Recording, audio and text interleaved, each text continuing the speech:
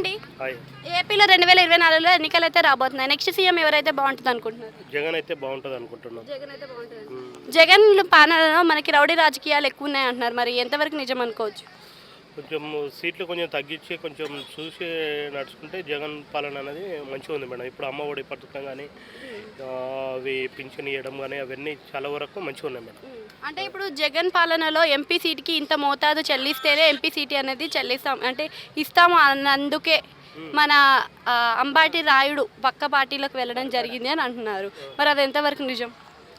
ఆ, లేదు madam, compulsory ఇప్పుడైతే జగనే వస్తాడని మా నమ్మకం మేడం. 120 సీట్లు వస్తాయి. అంపాటి కానీ ఎవరు కానీ వాళ్ళు ఎవరు రాలేరని మా నమ్మకం మేడం. అంటే ఉచిత పథకాలు ఇచ్చి ప్రజలను సోమరిపోతు చేస్తున్నాడు అని అంటున్నారు. నిజమేనా? మేడం అది కరెక్ట్ కాదు మేడం, అట్లా మాట్లాడడం కరెక్ట్ కాదు.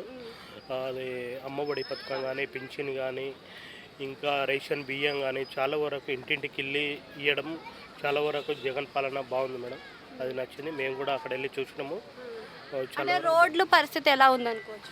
రోడ్లు ఇట్లా కొంచెం బాగాలేదు మేడం. అవి నేను చాలా వరకు నంద్యాల కర్నూలు మొత్తం తిరిగాను నేను.